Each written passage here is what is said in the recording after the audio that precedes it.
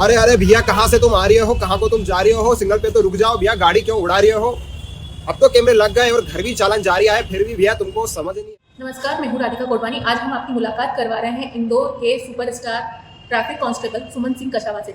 आइए जानते हैं इनसे इन्हीं की। देखिए, जब मैं कॉलेज में पढ़ाई खत्म हुई, मेरा तो शौक आर्मी में जाने का था, क्योंकि मैंने इसमें एनसीसी भी की थी। और ये बोले मेरा एक जो किस्मत है या जो लिखा होता है वो होता है, लेकिन हम जो भी मिले उसको बहुत बेहतर कर सकते हैं। फिर मेरा चयन पुलिस विभाग में हुआ और मैंने अच्छे से ट्रेनिंग की, और ट्रेनिंग में भी मैं ऑल ओवर एमपी कांस्टेबल उसमें टॉपर आया। फिर उसके बाद मेरे साथ एक इंसिडेंस भी हुआ कि मेरा एक एक्सीडेंट हुआ, एक छोटा सा, तो उसमें मुझे काफ़ी चोट लगी थी। तो उसके बाद मैंने सोचा कि क्यों ना जो सड़क सुरक्षा जागरूकता के लिए कार्य किया जाए। तो और विभागीय तौर पर भी मेरी पोस्टिंग ट्रैफिक में हुई, पहली पोस्टिंग। और मैंने सोचा कि अभी यहाँ पर हम कुछ बेहतर करें, जैसे कि रंजीत जी स्टाइलिश जो ट्रैफिक संभालते हैं वो भी कर ही रहे थे। तो हमने धीरे धीरे चौराहा ड्यूटी के साथ में रोड सेफ्टी अवेयरनेस को किस तरह जन जन तक पहुँचाया जाए, इस उद्देश्य से कार्य किया है। क्योंकि आपने भी देखा होगा कि कई लोग जैसे इंदौर शहर में भी ग्रामीण लोग आते हैं, अपना काम करके चले जाते हैं, तो उनको भी ट्रैफिक जो नियम है उनकी जानकारी कम होती है, और उस वजह से यातायात भी बाधित होता है, दुर्घटनाएं भी होती है। तो उसके लिए सोचा कि कुछ किया जा सके। आपके परिवार में आपके अलावा और कौन मतलब कि पुलिस विभाग में है या ट्रैफिक? नहीं, मेरे जो परिवार में मैं बचपन से मामा के पास रहा हूँ और वो पुलिस में है। बाकी मेरी जो फैमिली है वहाँ से मैं पहला ही पुलिस वाला बना हूँ। और मेरे मामा ने हमेशा से सिखाया कि जो भी पद मिले और जहाँ भी आप जाओ वहाँ पर बेहतर से बेहतर कार्य करो, ताकि आप परिवार और समाज का नाम रोशन कर पाओ। एक ट्रैफिक कांस्टेबल की रोजाना 12 से 13 घंटे की ड्यूटी होती है, लेकिन जब कोई अधिकारी या मंत्री आता है तो ये ड्यूटी 15 घंटे में भी कन्वर्ट करती है। तब आप कैसे मैनेज करते हैं? देखिए, सुरक्षा और कानून व्यवस्था के लिए काम करना हर एक जवान का कर्तव्य है, और इसी के लिए उन्हें चयनित किया जाता है। कोई भी ड्यूटी ज़्यादा नहीं होती, कि कभी कभी ड्यूटी ज़्यादा भी हो जाती है, कभी कम भी हो जाती है, लेकिन विषम परिस्थितियों में काम करना ही जवान का काम है। ये चाहे धूल हो या बारिश हो, हम बने ही इसलिए, हमने जो शपथ ली है इसी के लिए ली है कि हम आम जनमानस की सुरक्षा के लिए हमेशा हर परिस्थिति में खड़े रहेंगे। देश की सेवा करने में ही आपको इतना वक्त लग जाता है, उसके बाद फिर आप अपना कंटेंट लिखते हैं, सोशल मीडिया के जरिए आप लोगों को ट्रैफिक के लिए अवेयर कर रहे हैं। तो ये आपको तरीका कब से और कैसे अपनाया, और क्या मतलब इसका कारण? क्या है कि ज़माना बदल रहा है, ज़माना अपडेट हो रहा है। यदि हम स्वयं को अपडेट नहीं करेंगे तो बहुत पीछे हो जाएंगे। तो आज का ज़माना है सोशल मीडिया, डिजिटल प्लेटफॉर्म का, और यदि हम उसे सकारात्मक दृष्टि से देखें तो एक बहुत अच्छा पहलू है आम लोगों से डायरेक्टली जुड़ने का, और उनके भी क्या रुझान है उनको समझने का। तो बस जो ट्रैफिक अवेयरनेस से रिलेटेड मैं कंटेंट बनाता हूँ कि युवाओं के हिसाब से ट्रैफिक की पाठशाला के माध्यम से, बच्चों के हिसाब से कविताएं थोड़ा लिखना शुरू किया है, तो उनके माध्यम से हम बताते हैं। और कई युवा जुड़ रहे हैं, वो नियमों को जान पहचान रहे हैं, और एक इन्फ्लुएंसर की हमारी टीम ऐसी बन चुकी है जो नियमों की और जो भी ट्रैफिक से रिलेटेड चीज़ें होती हैं उन्हें अपडेट करती है, ताकि अन्य लोग भी जागरूक हो। और मुझे लगता है कि यदि हम डिजिटल चीज़ों का अच्छे से उपयोग करें तो हम बहुत बेहतर कर सकते हैं इसमें। लोग के ट्रैफिक को लेकर संघर्ष देख रहे हैं आप लोगों का, और उसके बावजूद भी रोजाना कई सड़क हादसे होते हैं। तो ऐसे में फिर आप लोग क्या मतलब कि आपको कहीं निराशा लगती है? हाँ, जब आप सोचते हैं कि यार एक छोटी सी गलती से किसी की जान चली जाती है, और आप सड़क पर भी जब हम खड़े होते हैं तो रेड लाइट वायलेशन करता है, हम रोकते हैं, तो उन्हें लगता है पुलिस परेशान कर रही है, दूसरों को भी लगता है कि यार बेचारे को रोक लिया, परेशान करी, सिर्फ सिग्नल को तोड़ा है। लेकिन उन्हें ये समझना होगा कि यातायात के नियम बहुत सरल और छोटे छोटे नियम है। यदि हम इनका उल्लंघन करते हैं तो बड़ी से बड़ी दुर्घटनाएं हो जाती हैं। और आए दिन हम अखबारों में पढ़ते हैं कि यार एक्सीडेंट में जो किसी ने अपने पिता को खो दिया, किसी ने अपने माँ या बच्चों को खो दिया। तो सड़क हादसे काफ़ी विभत्स होते हैं, काफ़ी दुखद होते हैं, अप्रिय होते हैं, असहनीय होते हैं। तो हमारा यही मानना है कि जो यातायात के छोटे छोटे नियम हैं, हम यदि इनका पालन करेंगे तो दुर्घटनाओं को टाला जा सकता है, क्योंकि ज़िंदगी ना मिलेगी दोबारा।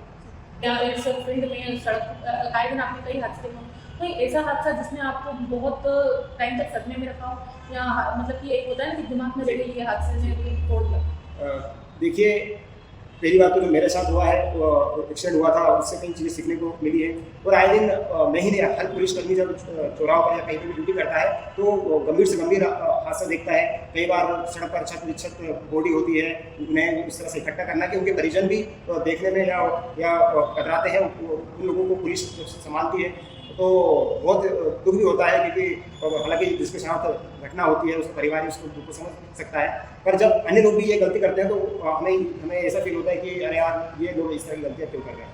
तो कई हम हादसे देखते हैं और इसीलिए हम लोगों को समझाने का प्रयास करते हैं कि कोई दूसरा इस तरह की गलती ना करे। रोजाना इंदौर में करीब कितने सड़क हादसे होते होंगे, और इस दौरान सबसे ज़्यादा अगर हम ट्रैफिक मतलब जो बिगड़ा हुआ ट्रैफिक रहता है वो किन किन एरिया में होता है? सबसे पहले मैं सड़क हादसों की बात करूं तो हम देखेंगे कि साल में करीब 400 के लगभग सड़क हादसों में मौत हो जाती है। गंभीर घायल के आंकड़े इससे ज़्यादा है, छोटी चोटों के आंकड़े इससे ज़्यादा है। कई सारे हादसे ऐसे होते हैं जिनमें एफआईआर और इस तरह की नहीं हो पाती है, तो ऐसे भी हादसे हज़ारों की तादाद में। जैसे कि आपने बोला कि एक बार आपने क्या पूछा?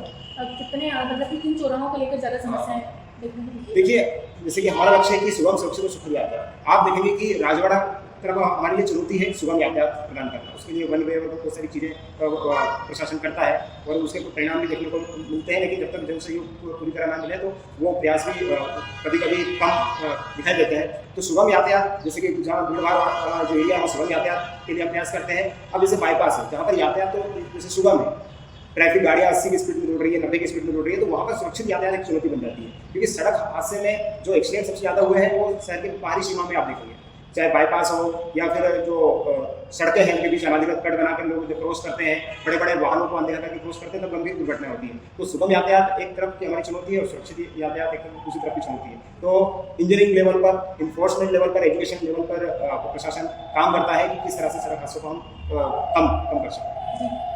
वैसे तो आपके सोशल मीडिया पर सभी रील्स और वीडियोस वायरल होते हैं, लेकिन इन दिनों आपका मालवी जो रील है वो बहुत ज़्यादा वायरल हो रहा है। तो जैसे कहाँ से आपको कॉन्सेप्ट आया कि मतलब अब आम हिंदी से एक मालवी भाषा का इस्तेमाल किया जाए?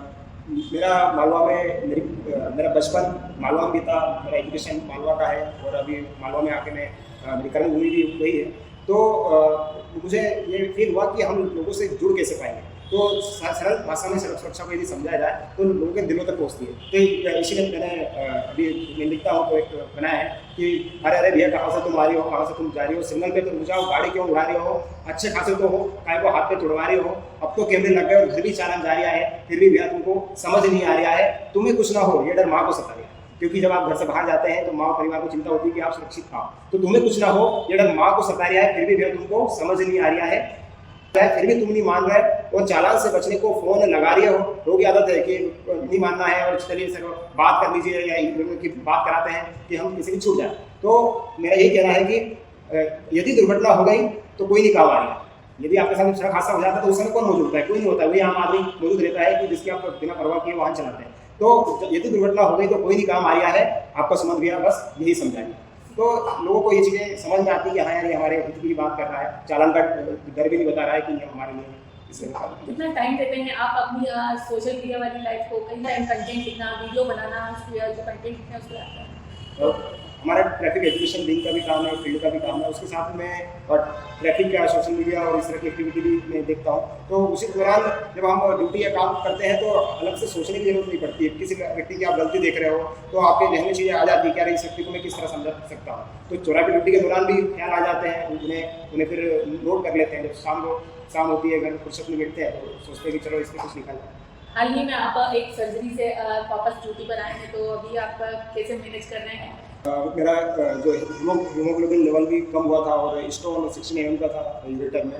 तो हम जब चौराहे पे ड्यूटी करते हैं तो पता नहीं चलता है, डिहाइड्रेशन के भी हम शिकार हो जाते हैं। और फिर उसके बाद में समय पर पानी अगर पी नहीं पाते हैं या जैसा पानी मिला वैसे पानी पी लिया तो हेल्थ इश्यूज जवानों को अलग अलग तरह से आते हैं। किसी को अस्थमा की शिकायत हो जाती है और किसी को हार्ट की समस्याएँ आती हैं। तो इसी बीच शायद हार्ड वर्किंग की वजह से, पानी की कमी की वजह से स्टोन हुआ था, तो उसकी वजह से अभी लेजर ऑपरेशन करवाया था, तो थोड़ा सा रेस्ट पे था। उस बीच भी मेरा पुलिस परिवार में मेरे साथ था, मेरा परिवार मेरे साथ था। उन्होंने बोला कि जल्दी कम बैक करना है और वापस शुरू। एक मैसेज देना चाहेंगे आप इंदौरियों के लिए, यहाँ पर देश के लिए जो आए दिन यातायात नियम तोड़ते रहते हैं? यही मानना है कि युवा शक्ति आने वाले देश का भविष्य है। तो युवाओं में जोश देशभक्ति का हो, युवाओं में जोश देशभक्ति का हो, सड़कों पर तेज गति का नहीं। युवाओं में जोश देशभक्ति का हो, सड़कों पर तेज गति का नहीं, क्योंकि तेज गति से मिलती है दुर्गति और देशभक्ति से मिलती है वीर गति। तो हम कुछ ऐसा करें जो राष्ट्र, समाज और परिवार का नाम रोशन कर पाए। इंदौर वासियों और सभी के लिए मेरा यही अनुरोध है कि सफर सुरक्षित होगा उसका जिसने पथ पर चलना सीख लिया। सफर सुरक्षित होगा उसका जिसने पथ पर चलना सीख लिया और यातायात के सरल नियमों को जिसने जीवन में तोड़ दिया, मतलब जीवन में अपना लिया। तो ये मुलाकात थी हमारी इंदौर के ट्रैफिक कांस्टेबल सुमन सिंह कछावा के साथ।